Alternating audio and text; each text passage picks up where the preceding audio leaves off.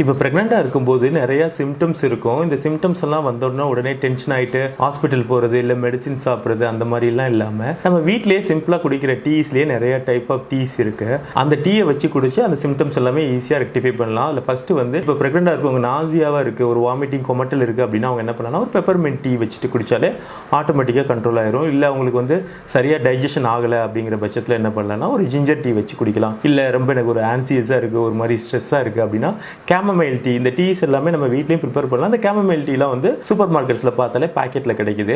அதுக்கப்புறம் பார்த்தீங்க அப்படின்னா ரொம்ப எனக்கு தலைவலியாக இருக்குது, இல்லை ஒரு மாதிரி லேசியாக இருக்குது அப்படின்னு நினச்சிங்கன்னா சூடாக வந்து ஒரு க்ரீன் டீ வச்சு குடிக்கலாம். இல்லை எனக்கு வந்து ரொம்ப அனிமிக்காக இருக்கிறேன்னா, எனக்கு வந்து ஹீமோகுளோபின் லெவல் வந்து ரொம்ப கம்மியாக இருக்குது அப்படின்னு நினைக்கிறவங்க என்ன பண்ணலாம்னா ஹைபிஸ்கஸ், அதாவது நம்ம செம்பருத்தி டீ வச்சு குடிச்சிங்கன்னா அயன் வந்து நிறைய கிடைக்கும். ஸோ அனிமிக்கும் வந்து நீங்கள் ரெக்டிஃபை பண்ணலாம்.